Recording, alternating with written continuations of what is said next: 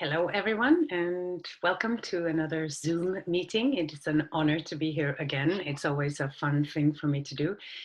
And today it started pretty reasonably early. I get to bed at normal hours, so I'm super happy about that time zone change, although it didn't work out for everyone. I'm sorry. Today I'm going to do something that I've been studying quite a lot in depth for the last couple of years. It's been a big, huge theme in my own life, of course, being a woman, but it's also something that is lacking quite a bit of material in the astrological, well, library of information, and it's the asteroids. The asteroids were discovered in the beginning of the 1800s, and it was just predating the rise of feminism that occurred in this particular century. And it is a paradox that this rise of feminism also occurred simultaneously with the industrialization of the Western world. So it broke off a lot of the normal family structures that we saw, and that had previously created a very orderly life, women in the house and men working. Or they worked as a unit. We work as a family unit in a farm.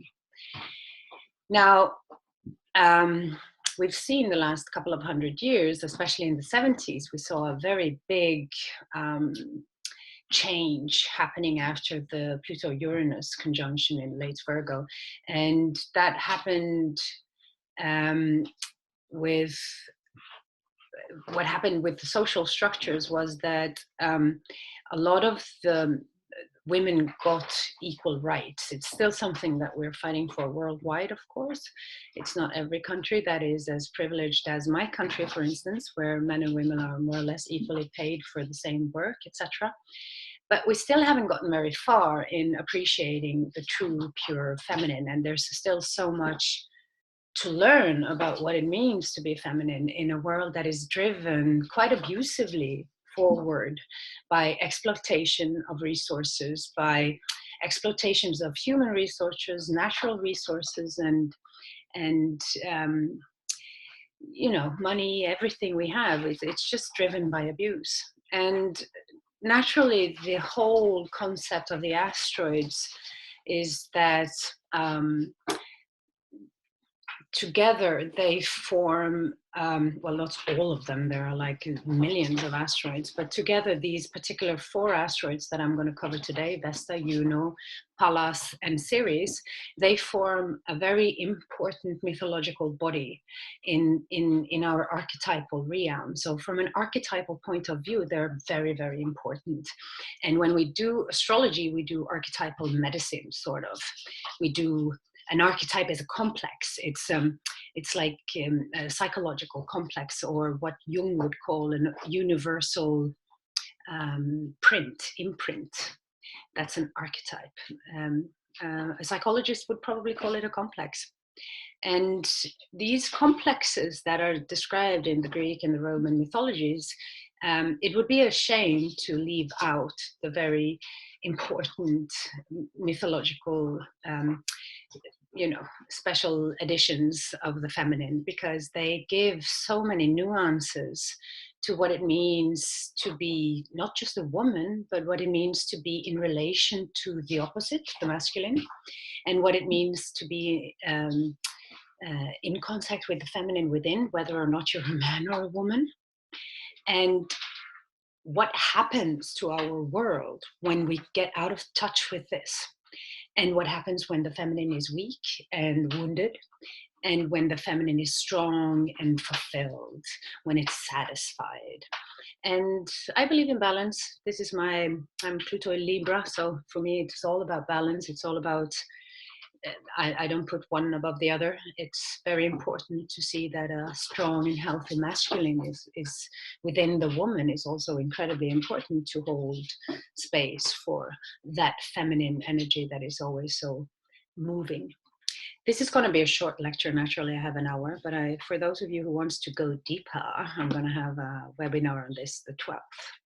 And it's always a little fun when you put out these webinars, how the planets align for this particular moment in time. I guess you as astrologers have seen this pretty often, that it could be a coincidence, but then it's not. And as we see right now, we have some nice, this is today, by the way, this is exactly this, well, not exactly this moment, it's a few hours ago, but we see that hopefully, you know, we see that there are some very interesting asteroid configurations forming. And for those of you who remember the eclipses back in August, you also remember perhaps that series. This asteroid here, the glyph here, I will show you the glyphs afterwards. I'm sorry, I should have introduced with that, but I will point and explain. CERES was here at 17 degrees exactly for the eclipse, and after that, shortly after that, Jupiter entered into Scorpio, another deep realm of the psyche. CERES is related to the Pluto mythology. It's part of the Pluto mythology. I will explain a little bit later when I get to CERES itself what exactly the mythology is about. But this is just to show that we are in this particular time period where CERES has been strong. It's been strong for a few months already, and it's not going to diminish in its power because it's going to move up to the North Node in Leo here.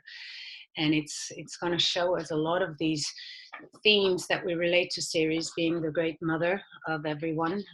She's the biggest of them all, the asteroids. She contains 1/3 of the total mass of the asteroid belt, and she's categorized as a dwarf planet. So she's actually a planet.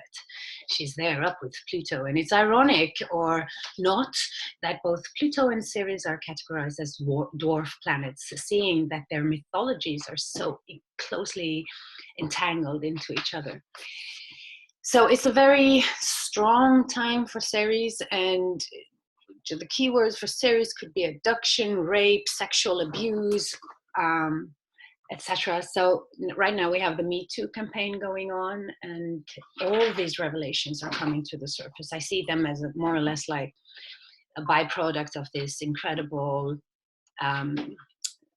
opposition that we had between Pluto and CERES for the eclipse. It's, the eclipses, they have a very long time span afterwards. They're sowing some seeds into the consciousness, and now we're seeing this particular rise of the feminine. The women are saying, not just the women. We also have today Kevin Spacey was, accused of assaulting, some former assault of a man. He came out of the closet as gay now just recently, and this happened at the same time as he was accused of sexual assault by a man years ago. And it's a classic Persephone, CERES, Pluto, Hades mythology, the rape, the abduction. And it is interesting that these things that we've watched, the pedophilia, the rapes, the sexual exploitation of both men and women, we simply close our eyes to it and look another way. You had Harvey Weinstein scandal as well. I think that's his name, by the way, this big Hollywood producer. And there was a friend of mine showing all these photos of him with all these women who later came out and accused him. And they were all smiling so happily, being at his side, etc., etc. So it's all like this. Everybody's putting on a smile and just like silently just accepting that this is just the way it is. And of course, it's not just about sexual abuse, it's about generally exploitation and abuse and greed.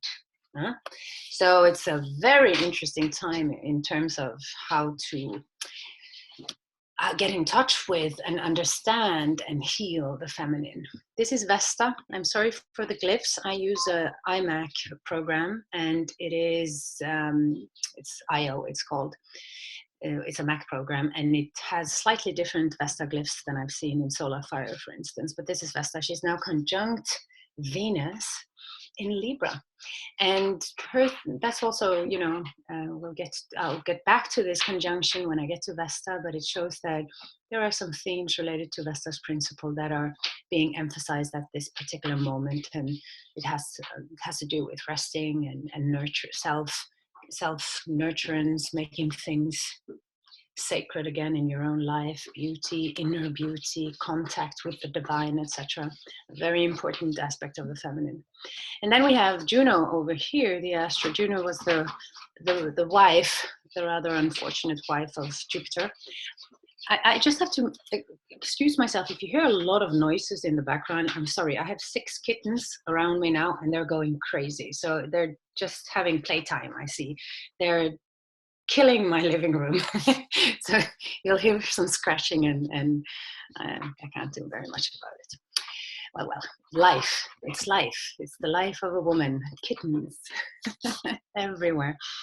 Okay, so we have Pluto Juno coming up, and this is a very interesting cycle. She almost made it all the way up to Juno this year, but no, then she decided to go retrograde all the way back into the early degrees of Capricorn. But this time around the 12th, actually, she will start a new synodic cycle with Pluto.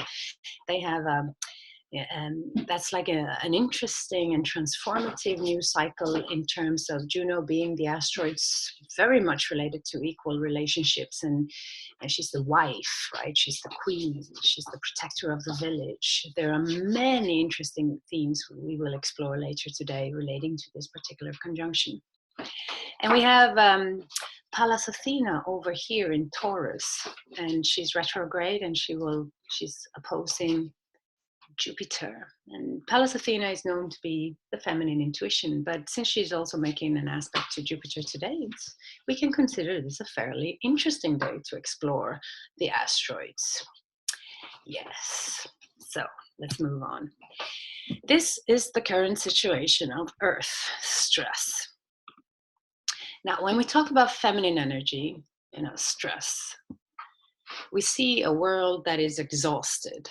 It's sort of depleted in a way. I feel there's a world fatigue going on. Not everybody, of course. I mean, you can keep in shape, you can do everything. Some people are really, come on, go, go, go. They have lots of this Aries, Mars energy, like, bring it on, give me more challenges. And some people are very Saturnian about the whole thing. Come on, we'll just keep on walking, don't complain, let's just keep on walking, duty, duty, duty. But then you have, again, the people who are more Neptunian or Jupiterian or Venusian or like more run by the moon or something. They will feel like, where's the fun in this? There's no fun in this anymore. And, the sun, for instance, the life principle itself, it's one of the key words for the sun is joy. So where's the joy in this stressful, run for money and survival? And we've created a world that I frequently hear people say, time is just going quicker and quicker. It's like I don't have any time to absorb, any time to process, any time for just being. Like I tend to say it's a bad time for cancers. It's like cancers tends to need a lot of time I'm still digesting the food, like 90 minutes after eating, don't disturb me. It's like that kind of vibe. So the modern world today, with, as I mentioned, in the 70s, women both had works, but we never got rid of that thing with the home, because I think our hearts, so there's a natural feminine yearning to also just stay at home and just be and just create beauty around you and just have time to process and absorb. And if you have a family on top of it, and then you work, and then you have to do the laundry, and then you have to do the cooking, etc., there's a lot of stress in modern life. And today we have like these very dutiful couples, modern couples, they're sharing the work, etc., etc., but still the old archetypes are still very alive. I meet young women who struggle with this, their upbringing, what was expected of them as women, to serve, to be gentle, to be nice, to always be available. So normally the first word any child says is mama. And then they continue saying that for the next 10 years. Mama, mama, mama, mama, mama, mama. And you have to do loads of emails and shit like that. So it's multitasking. And the feminine is not a multitasker in its natural, it doesn't, a woman can multitask. The feminine can do it. It's like I'm connecting here, there, everywhere, but eventually there will be a burnout. And when you get a burnout syndrome, which is a diagnosis that I see more and more frequently, I'm sorry to say. It's not just burnout, it could be like an immune collapse, like the immune system doesn't work anymore. You get vulnerable for diseases, the body just collapses, the organism itself collapses. So it's stress, and there's a lot of stress, emotional stress, physical stress, mental stress on this planet. All the news you have to read. Like, I have a very stressed out client. She's like, but I have to read the news. Well, do you? Yes, I have to do the news. I have to do the board meetings with the school board and da da da da. She's like, she doesn't have any center. There's no space for herself in her life.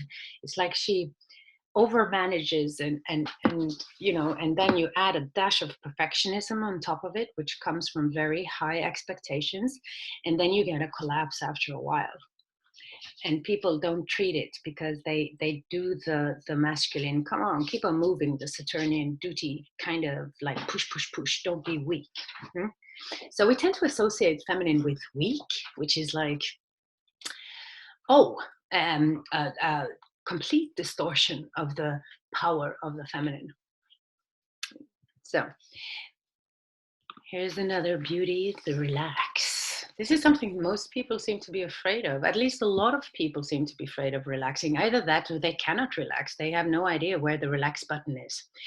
The organism is a very interesting being. I mean, the body, in esoteric philosophy, we call the body the deva. That's the real deva. Everything that has consciousness is a deva, right? And the body has its own consciousness. You can program the devas. That's what we do when we do rituals. We program the devas. I pray for protection and angels to protect this particular house. That's programming the devas. And there are many substances that has devas, anything that carries an emotional, astral kind of weight has a deva attached to it very often. And the body is your own deva. And I think this is why Christianity has been a little bit opposing it, because if you feed the body too much, like if you go into your sexuality too much, or you go into your tendencies to want to relax all the time, or you eat sugar all the time, or you can program the body into addiction. And then you need more sugar, or you need more sex and harder sex in order for you to feel something, because the deva just wants more. It's taking over. And this is an actual problem for a lot of people. And then it becomes, we lose willpower. And the whole idea with the more vertical oriented masculine forms of religion, to sort of distance yourself from the bodily senses and from the bodily needs, etc. I think it's related to this understanding that the desires are sometimes insatiable, like more wants more. And that can frequently happen when yin gets out of control, when the feminine gets out of control. You have this concept called inertia. It becomes dull, the sense, like it's numbing down in a way. While being alert and awake is more like you're on, your nervous system is on. Stress, the opposite side of stress is action. Action. It's like a positive quality of the same kind of hormone. Come on, let's move. Let's go. It's like using that energy to move something forward. We're going to reach that goal today, and then we're going to reach that goal. I'm going to have this done. I'm going to have that done. That's in the body, that's a Mars energy, right? It's the adrenals. Come on, yoo-hoo, you're getting up. But then again, if you're just up all the time, like hyperstimulated, I can't relax, I have to do something all the time, I'm restless, I can't, I have to do something all the time because otherwise I'm not worth anything. We get this message subliminally in our society that if you don't do anything all the time, you're not worth anything. And seen from an economical point of view, that's true. That's why we don't have particularly need for kids other than they will be adults in a while. They don't produce anything of value. They're just costing us money. We don't have any needs for old people in our society because they're not producing anything anymore. They're just costing us money. We don't have any need for those who comes with disabilities and da-da-da-da-da. That's like a very masculine way of seeing life. Because from a feminine point of view, of course, there's the need for children, and children brightens the day. It's another kind of value, right? Of course, there's big need for old people. It's like I can hear stories about World War II and get informed and have information and have love and experience and wisdom that I don't get in the books. And of course, I need to have also this, be around people who are not the same as me, disabled people, for instance, people with Down syndrome. They teach me something that I can only get through that. So it carries value, but not in terms of producing or fabricating something. So it's like, it's all about values. But we need this action as well. We need the more forward-driven kind of energy. There's a lot of numbing down and moving into addiction, which is a very yin. It's a distorted form of feminine energy. Yeah, I just want to be left alone. Don't you have some. For instance, if we talk about drugs, for instance, you have some very strong yin substances like marijuana. A lot of people use the weed to relax. I can breathe again. Or they like the most extreme is opiates. That's just completely just numbing. But then you have more masculine driven drugs like amphetamines and cocaine and stuff like that, where you're like, okay, we're going to take over Wall Street now. That's a little different. So that's more like that. That's when you like this energy. Yeah, we are different. And looking at the chart, you will see how people will choose that way or that way. You will see very easily what kind of how great a tolerance they have for stress, and if they're able to regulate themselves down. Stress is often related to Uranus and Mars energies, like hyperactive, and then you add a little Saturn on top, and you get a perfect combo.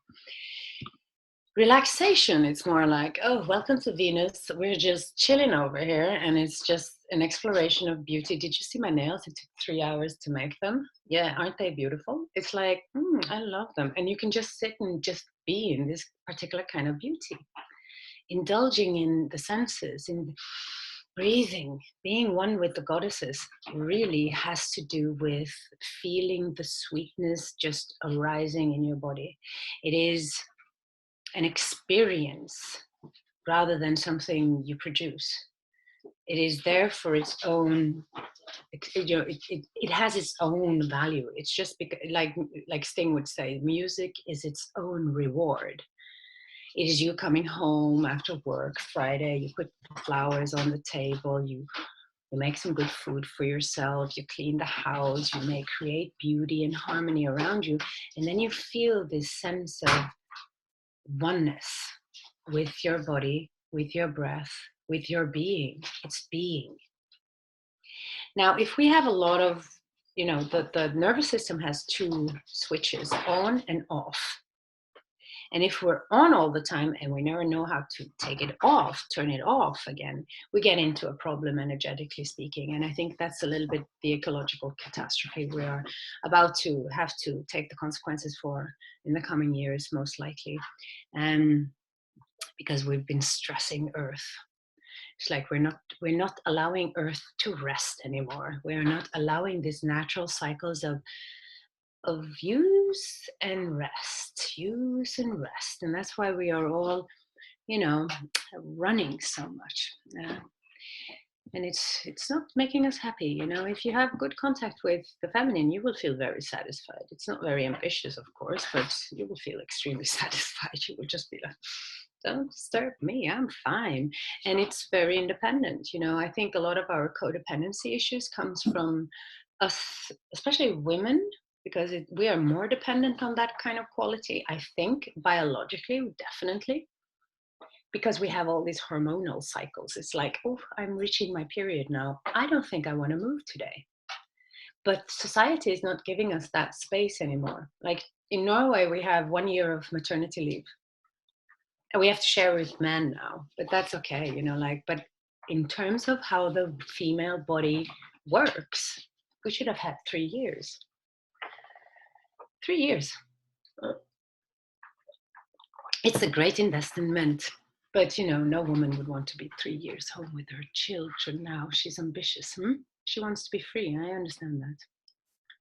I would love to be 3 years home with my kids. And I was, in a way. That's the privilege of working as an astrologer. That's just it. You have flexible days. Very, very privileged. All right. So the goddess power I mentioned, it's this, we call it Shakti. And you know, I've been remember it's like 15 years ago we started with this tantra philosophy thing. It was so hip, you know, like let's have some cool sex instead of some boring sex. That's why we started it, of course. But then we realized, oh, it has nothing to do with sex. All right, it has to do with what? Well, it has to do with understanding some basic fundamental energetic laws, actually, of yin and yang, of plus and minus, of polarization between the sexes, and how to circulate energy. I mean, it's really a part of yoga. But the deepest aspect of the Tantra philosophy is, of course, transformation of darkness. It's like, it's taking the destructive powers and transform, it's alchemy. And so it's a path to transcendence, you might call it. But it taught me a lot about the difference between yin and yang, you know, the difference between female and male sexuality and female and male bodies, female and male, like perspectives, how we see things differently, and different needs. Now, today we live in a world where we have a spectrum between the feminine and the masculine. It's like there's a split, but there's like a spectrum between it. And some people are more to the middle, right? They're like, well, I'm sort of both. I have a very strong masculine side, and then I have like a very strong feminine side, or like I have like a more neutral kind of expression. And you have the bisexuals, and then you homosexuals, and the lesbians, and you have all kinds of different expressions. I mean, these things happen today on a much more advanced level. We've opened up for the multifaceted. We've opened up for the many, and that's our society today. So this is not like a general kind of rule. I just want to say this because it tends to wake up very strong feelings when you talk about masculine and feminine energy. The conflict is ancient. Let me just tell you that men and women have been fighting for years, and they still do. It's like, why split it in the first place? It's like, is this like a joke?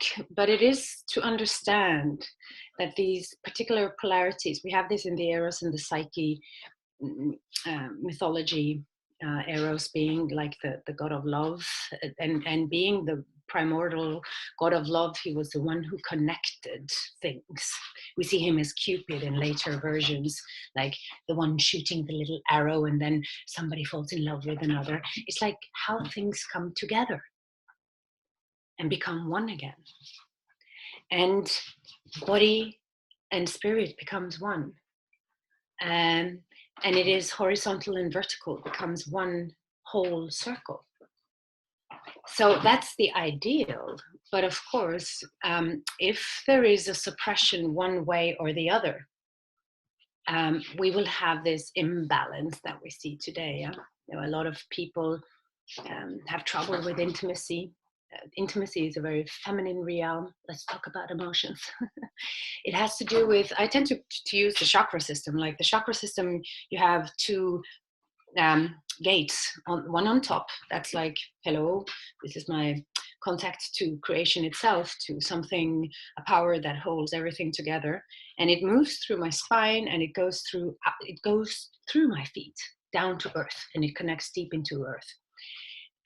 Through the chakra, we call it the root and the crown. These two are pointing upwards and downwards. It's vertical. Now, the other chakras, they are like, they are going the horizontal path. Like my heart chakra is going out horizontally. My solar plexus is communicating with something that is here in this world. It is connecting with something that I can touch and see and feel. And that's the feminine realm of connection. It's connecting. That's why connection is so important for women in sexuality. It's like, I feel there's no connection here. Like, you might as well just jerk off on your own, because it's like I'm not here. And it's sad that the sexuality has become so goal oriented. We're going somewhere. Oh yes, I'm reaching the climax. It's over there. Let's hurry up and get there fast. Whereas the feminine sexuality is like, I need time, you know, like, hello, let me connect to my body first, and then we'll see, you know, like they compare it to like a pot of water that you need to bring to a boil. And the fire is the masculine energy. And the woman go, ooh, you're making me boil. Like she becomes all moist and open, and she opens up to this incredible connection that she can take the man into, right? But that needs time. And that's the whole thing. It needs time. Where are you going? You're hurrying. We're not connecting. And it's actually the cause of a lot of sexual frustration between couples. Lack of communication. Women are very, due to this conditioning, we are very poor at communicating our needs. It's just something that we need to practice. I mean, men need to practice how to put words on their emotions, you know, so that's different. They, you know, that's another, they need to learn this feminine thing. Oh, how do you feel? Don't ask, right? Whereas women need to say, do this, do that, I need it, oh, to the left, to the right, do. Like, be a little bit more masculine about it, right? I need this, that's good for me, I don't like that. So we're learning to use each other's qualities. We're learning from each other. And that's why I think it's always so sad when we start fighting about these things. I mean, we should be loving both sides of it. And I certainly do. This is from Dawn Brodrogi. I absolutely recommend some of her articles. She's from the Inner Wheel. She has a brilliant website. She's just a wonderful woman. I respect her work so much. She's one of my absolutely favorites. And she's a low, you know, you don't see her around so much. She's quite special in this sense. Also, I'm here. But if you find her, it's a treasure. Now, she wrote something marvelous about that. I just want to read it out loud because it's brilliant. When the asteroids are working well in the chart, we learn that the universe is receptive. Oh, that's quite a concept. You can just sit back and receive, huh? It is responsive to our need for growth. There is an intelligence at work we can trust, in other words, and performs a productive dance with us. If we are prepared to leave old patterns and honor the truth of our inner life, there is, in other words, a certain kind of magic or mystery involved with the feminine. And we will see this with Ceres, who is the goddess of the sacred law. These goddesses are teaching us that action without intention is meaningless. If it doesn't mean anything to you, don't do it. They want us to open our eyes and our hearts, and they want us to be aware of the greater patterns in life and find a place within them. When the goddesses go wrong, we have chaos, rigidity, obsession, hunger, ruthlessness, and blindness towards compassion, equality, and fairness. They become harbingers of destruction, anti-life. So she doesn't save, you know, she's not very, she just says it as it is. Mm-hmm. And, you know, we see, therefore, you know, with Ceres, this is, you know, the dark side of the goddess is only coming out when there's a lack of the basic needs being met. We often hear like, oh, Kali and all these, in the Tantra environment, they have what they call a yin shitstorm. That's when the woman goes crazy. And we tend to say like, a woman who's not pleased or wounded or humiliated will burn down the village, right? So it's this feminine kind of rage that can come up in us, even though we don't know why. Yeah, hysteria, which was one of the worst things, in the Victorian ages. It was a term that they coined women with, in particular. My wife is hysterical, like she's neurotic. And yeah, well, she's been suppressed pretty intensely for the last couple of 100 years. No wonder she's neurotic, right? You can't dominate each other. That doesn't work. Something will go wrong. Now, Ceres was this woman, this goddess that was the mother of all goddesses. She was the sister of Jupiter, and is part of the pantheon. And she's called the Earth Mother. She's one of the oldest deities, if not the oldest. We had the she bear in the in like 50,000 years before Christ, in the cave bears. We had these Venus of, I can't remember, Willendorf, which is the old statue, the first statues. Any idol is feminine. It's big breasts, fertility. It's fertility. We used to worship fertilities. And she's a fertility goddess. She also rules the sacred law. That's something I think everybody should meditate on. What does that mean? Well, it means that if you follow the laws and rhythms of nature, things will work well. You don't have to push it. You can just go with the flow and understand the flow of nature. And that's what we call spiritual sustenance. Then you feel safe. Yes, good. But she also describes the mythology in itself is quite brutal. She was out doing her duties, and her wonderful daughter, Persephone, Proserpina, she's called in Roman mythology, was abducted by her uncle Pluto, who had asked for a wife by Jupiter, and Jupiter said, yeah, sure, go ahead, take her. So it's like a break of trust as well. Like the patriarchs came and just said, yeah, sure, you can just take her. Don't worry. Ceres won't mind. Well, of course, Ceres minded. And she went into this state of like, when she realized her daughter is gone, her daughter was everything. She was in this pre-rape kind of atmosphere. Ceres and her daughter describes a complete woman. She's both the virgin and the mother. She's the fertility in herself. There was summer all year long. And then she had to let go of her young and soon to be sexually fertile daughter. And it was an abrupt change for her, and it's life itself. After childhood comes puberty. After puberty becomes adulthood. After adulthood becomes midlife, and after midlife becomes old age. And after old age, we have death. And that's the cycles of life. And these changes, when you have a strong Ceres, it becomes incredibly important for anyone to accept changes. It's very difficult in our society today because we want to be forever young, forever powerful, forever in the same kind of energy. It's very human. But Ceres is an asteroid when she appears in your chart that has to do with your capacity to find safety and security despite the abrupt changes that you have to go through. And therefore, she's active by transit, often in death, in divorces, and in betrayals, and in breakups of any kind, in change of work, change of house, change of home, moving to another city, anything that has to do with change. She's also related to this deep. She is the mother, so she's more the mother than the moon. I think she describes more the nature of the mother than the moon does.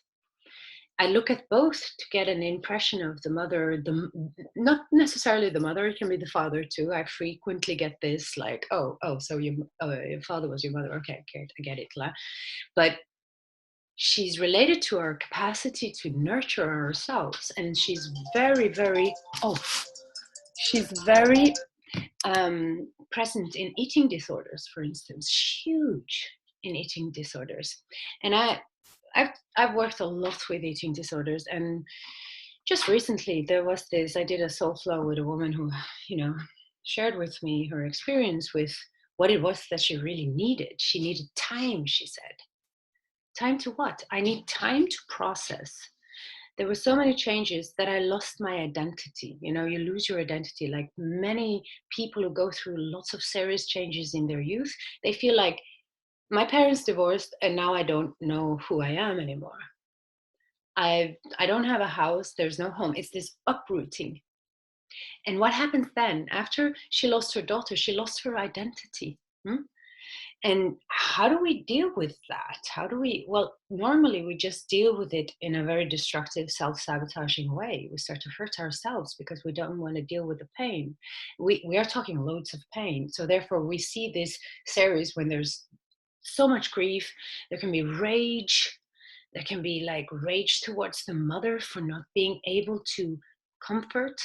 There can be difficulties in this relationship between mother and child, and a very deep need to just crawl into somebody's bosom and just stay there. There is nothing more comforting than, the softness of the breast, the warmth of the woman who is just sitting there and holding one hand on the spine and the other, just holding the child.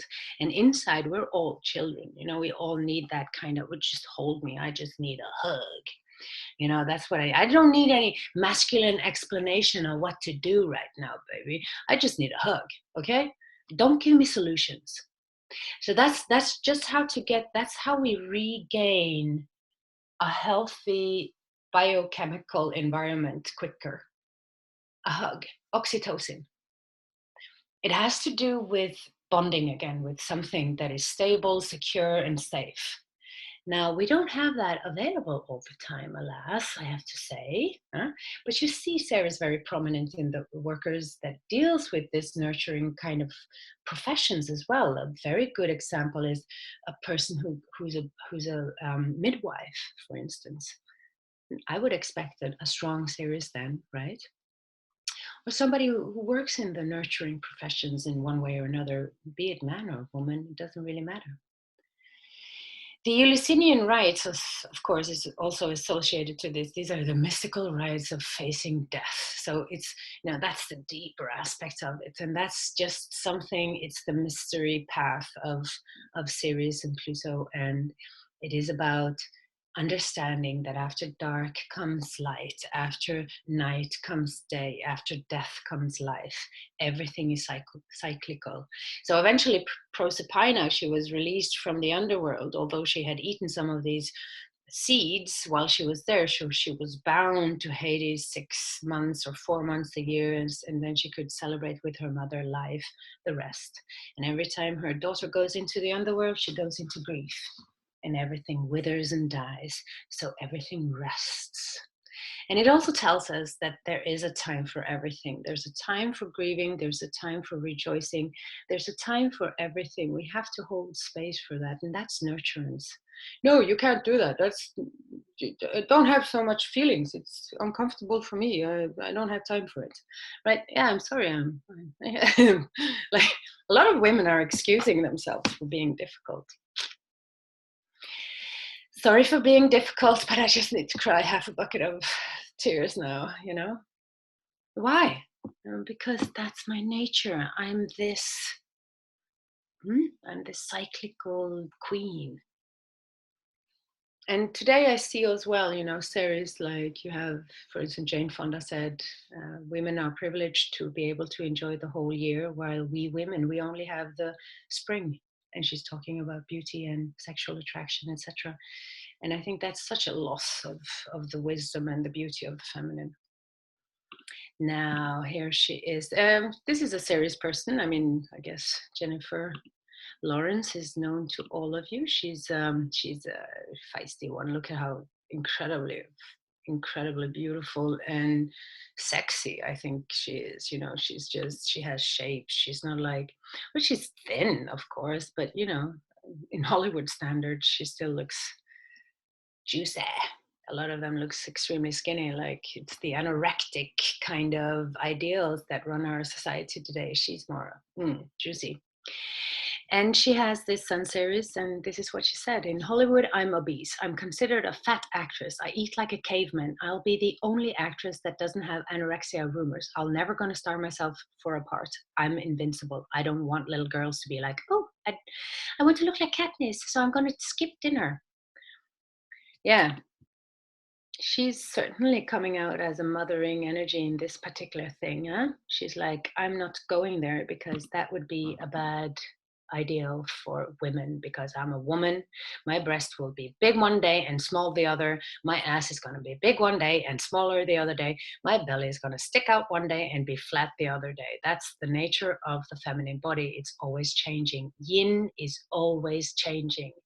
And in old Tantra Taoism, we say yin is the water, the river. Sometimes it's big and wide and wild, and sometimes there's a little drought, right? There's like, oh, it's mighty dry. And sometimes it's, so that's yin. It's hard to contain. Probably why they tried to.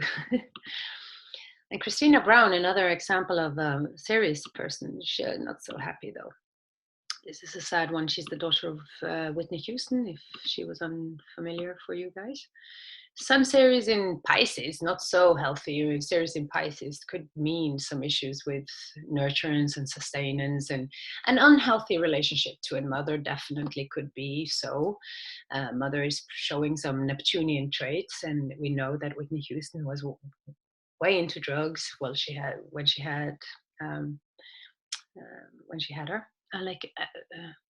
Okay, so she wasn't only a mother, she was my best friend. And now we're going into some sort of incestuous relationship between, it's like the pre-rape kind of union between the mother and the child. It could be very controlling and very little, let go. Like, you need to, like, there's these control issues with Ceres as well. Like, we have to open up the energy and just let go.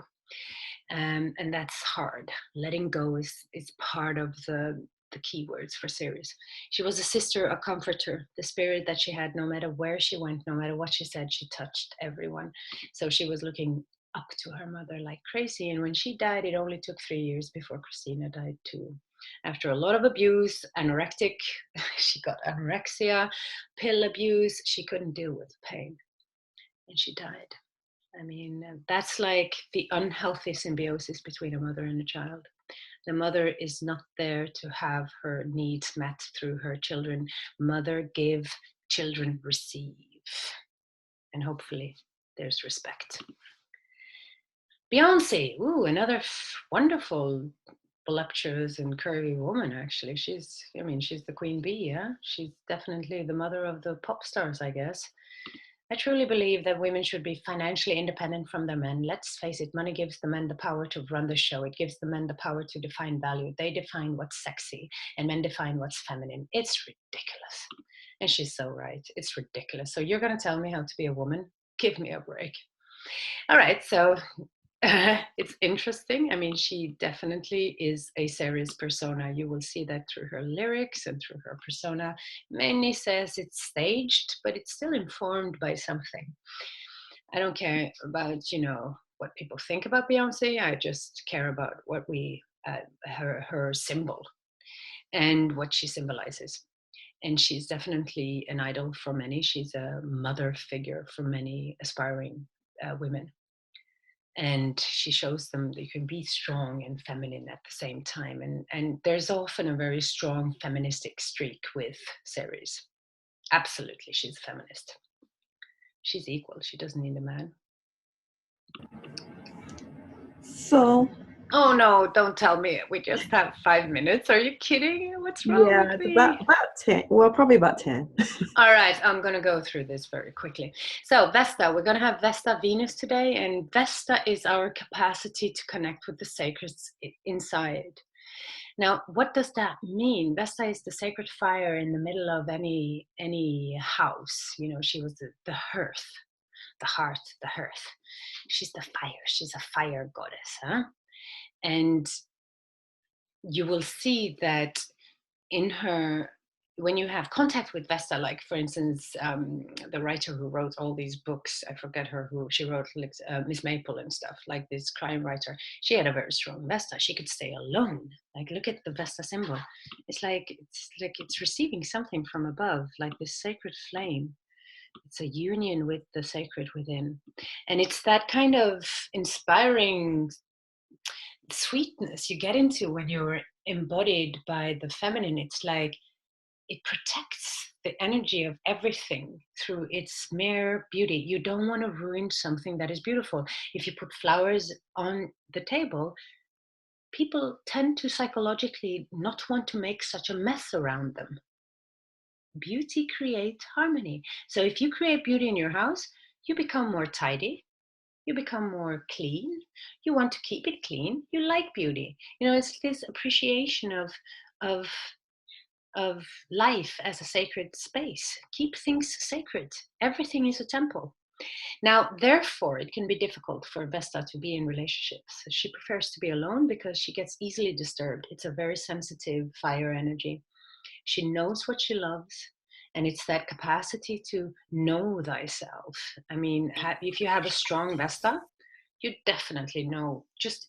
I'm just going to do it because I just know that's what I'm going to do. It's that still point. And she's married. She's hold on to herself. She's the oldest and the youngest. She was spat out last from Kronos, and she's therefore both. You know, she carries a deep, deep wisdom. But it's with a strong Vesta, you would need a lot of solitude. You will have to have clean psychic spaces around you. Otherwise, you will be completely decentralized. So therefore, she can be troublesome in relationships. Catherine Hepburn will not go. Pallas Athena, the daughter, the father's daughter. This one is so interesting. She carries a shield around her heart. She came out with a shield and a helmet, and she doesn't have a mother. She didn't, well, she did have a mother. I think she's called Metis, but she never cared about her mother. What she cared about was sitting at the same table as the men. And in this sense, the dark side of Pallas Athena women is that they sacrifice, they were exposed to a lot of masculine values, and they sacrifice their femininity to have respect. So these are the women who thrives with being in business. It's strategy. You see this Vesta strong in strategy people like Churchill, or like, I mean, the list is so long over politicians who have this strong. And it's also in musicians, composers, artists, people who manage to put together complex pictures. Like, that's feminine intuition. Like, okay, so we have to take into consider that factor, that factor, that factor, that factor, that. You can call it multitasking in a way, but it's the capacity to hold a very complex picture in your mind and make it come together in one perfect form. And that's why she was very, she was highly revered. She was considered extremely important. And she was, when she's functioning well, it's that super intense intuition that comes from that we have in us, prophecies, capacities to see strategies. It's very strong in astrologers, for instance, holistic thinking. All right, so Madonna, well, she has Juno. And Juno, finally. Juno is also a complicated archetype. She relates to, the shadow of Juno is jealousy and fear of abandonment, for instance. If you have a very strong Juno, you probably went through a lot of relationship issues that were difficult to sort of deal with. Because normally when we get into Juno, we get into the split between Jupiter and Juno. Jupiter was doing his thing, like, okay, sweetheart, I'm going out to screw some women and you can be here and take care of the kids, right? And that fear, that made her angry like crazy. It's like, many women come to me with a strong JUNO and they say, I actually had to ask the father of my children to babysit the children. You're not babysitting your own children. I don't know. It doesn't work like that. But that's still how, but I'm free. I can just come and go as I want. It's this privilege of the, that we've had. Who wants to let go of that, huh? So it's like, but it's like JUNO issues really brings in the need for equality in relationships. But then again, asking for equality could also mean you're challenging somebody who is very free in their energy to simply abandon you. So it's this fear of abandonment. And then you get subtle manipulations, you get all kinds of passive aggressiveness. It's really a challenging piece of work when it comes to synastry, and you will definitely see her very strongly in charts where there's like this natural, oh, I just think we need to marry. And she is the queen, and the queen will be a ruler when she comes out in her full form. She's this incredible, powerful woman that is, respecting and looking up, respecting her man, and the man is equally doing this to his woman. Dignity. So there's these dignity issues with it, but the big thing is commitment. I'm more committed to this relationship than you are. I'm committed to making this work, and that can go both ways. It doesn't have to be, the woman who says this, but it goes both ways. And I see these problems with JUNO. Like we have Angelica Jolie, she's a JUNO woman, and she had some interesting transits to her JUNO when they broke off. And she recently said that breaking off was very, very difficult because she is more happy in a relationship than out of relationships. She's not PALLAS Athena. She's like, oh, screw relationships, or VESTA. Oh, I don't need relationships. I am so good with myself. JUNO really needs relationships. And like Nancy Reagan, who has JUNO conjunct opposing the sun in Cancer, Capricorn, she said, when I met Ronald Reagan, my life finally made sense. She finally had a purpose. So it can be this extremely fulfilling experience if you have a couple doing something together. It's really like the soulmate, the hysteria we have going on today. Like, but of course, two people coming together, creating something, holding together a kingdom or a queendom or whatever you like to call it. It's better than if you have to do everything on your own. And then the irony is that many JUNO women feels I have to do everything on my own because he's out doing his shit all the time and I have to be here, and like priorities are wrong. So it's an interesting asteroid that also carry a deep, dark part of itself. Definitely creating a lot of jealousy and a lot of triangle dramas, and it's popping up when there's stuff happening in the relationship arena. And I'm anticipating this new Pluto JUNO cycle to be quite transformative in how we express our relationship needs. I need this. It's not making demands, right? It's just that I feel this, like you take ownership of your own feelings, how it makes you feel. And then you just send it out, and how it comes back, that's beyond your control. You can't manipulate the outcome of a situation. That's what JUNO needs to learn. Huh? And we frequently don't accept that. We try to push it and shoehorn it into our preferred outcome. And that's when often things breaks up because of unfulfilled expectations. So you see, there's lots of juice in these asteroids, and I would love to share 3 hours more with you. And if you are hungry for more, you know where to find me. So thank you very much. It was nice to share, and it was nice to see you all again, those I know and those I've seen before. And hurrah for internet, huh? Thank you, Sol. Thank you very much. Thank you. We do have about 3 minutes. Would you like? Oh, we do have 3 minutes. Yes. All right. If somebody has a question, I'm happy to answer. Go for it. I sort of rushed through the last bit, so. Okay. Could you define what you mean when you say a strong, whatever? Yes, yes, that's a healthy expression. I mean, it relates to any planetary principle, of course. It's just when there's been no abuse or no trauma on the individual, and there's a healthy way of expressing your needs, then you get a strong yin. A strong yin will just rest in her power. She's just safe that the outcome of any situation will be for the better of everything. She doesn't want to. She's accepting that if I want truth above everything else. So I don't want to be in a relationship that is not good for me, for instance. So I'm not going into this running after somebody to get some love that was pulled back, or, you know, like all kinds of relationship patterns that we go into. When the feminine becomes insecure, like a little princess again, like have to ask for advice and confirmation and validation. And then the feminine takes on a different kind of, we have like the initiation from princess to, in the mythology, in the adventures, in the folk tales, from princess to queen.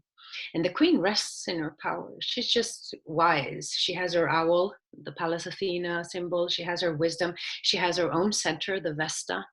She has her own priorities, and she's ready to commit, the Juno. She is the fertile energy herself. She knows her power, right? She knows how well she is. You know, she knows exactly what she can bring into a relationship, and she knows her shadows.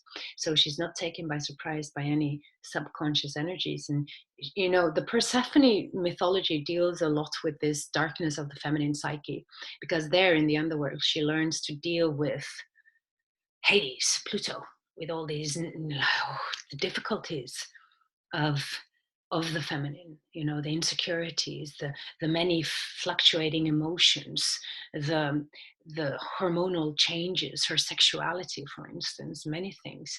So it's really like becoming secure and safe in yourself, and having a firm center. And then the feminine changes from being, you know, every relationship changes from being codependent to becoming truly creative, dependent on each other, absolutely, but truly creative and fertile. Hmm? So there's a shadow in the masculine too. You can call it macho, for instance, when you have like somebody who's extremely macho in their energy, like, oh, I'm super, like she's overdoing the masculine. It's like it sort of reveals that there might be some insecurities related to the deep masculine essence. Or if you have somebody overdoing the feminine as well, becoming like, you know, a seductress, you know, you might, or like, you know, constantly changing her looks by any kind of manipulations and using that kind of power to get love. That's what I call a weak yin, a weak feminine. It doesn't rest in itself, right? So I hope that answered your question. Thank you. Okay, we can squeeze one more in. Can we? Oh, Yes. pretty good. Okay. Could you please speak briefly on these asteroids in men's charts? Well, this is something that is a little bit unexplored still. You know, I still have a lot of research work to do there, but so far I see that it's sort of how the man relates to the feminine part of himself again, you know? And, you know, if you have a Juno in Aquarius, you would like to have somebody who gives you a lot of space, or, you know, who shows you that it's okay, who holds the space for you to be this eccentric, this individualistic expression. So it often relates to, still, we live in this polarized world, but it depends a little bit where you are within the spectrum. You can have very feminine men. You can have a Juno man, for instance, who's gay, or like complete, you know, like a queen. Huh? So like a diva energy kind of, which is also one of the interesting expressions that sometimes Juno can take, right? Like the diva. And or the Venus is strong or something like. But in a masculine, a man who's more masculine in his essence, I think it's natural that he then the asteroids will explain a lot about what type of women he feels well with, what he's looking for in a woman, or how he then can relate to his own feminine through this particular woman. He's nurturing his own feminine through a relationship, just as you're nurturing and learning about your own masculine through a relationship to a man. Huh? So that might be one of the possible manifestations. But I think, you know, it's also about like a man's VESTA, for instance, also relates to his need to withdraw. It's a sensitive side of him. For instance, I've seen lots of men with VESTA challenged that really can't be in relationship. They're sort of pulling back all the time. I prefer to just be in my own. It's like, I want to be in the ashram the rest of my life, right? I'm just going to be, it could be very strong in a spiritual leader, for instance. And along with a lot of Neptune, of course.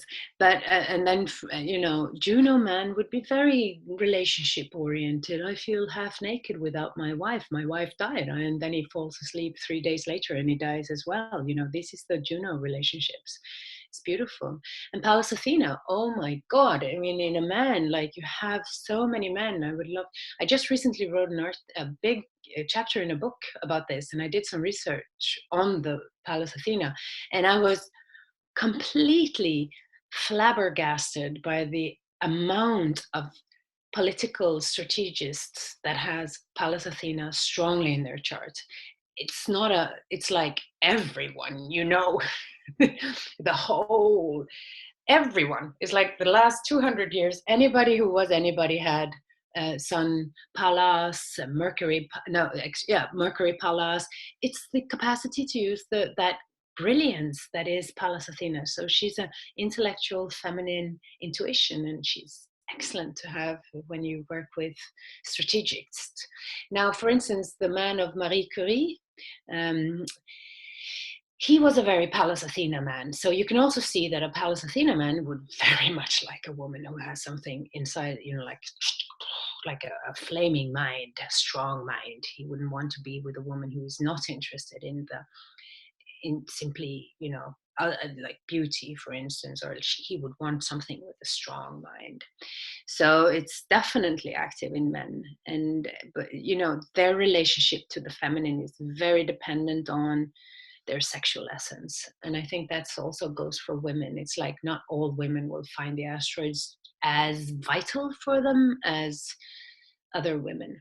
For some women, it's deeply healing to learn about these things. For others, it's just like, oh, but that's not so important for me. I'm like, for a Pallas Athena woman, it's like, I just want to work and I don't care about Juno or Vesta or CERES. Just give me jobs.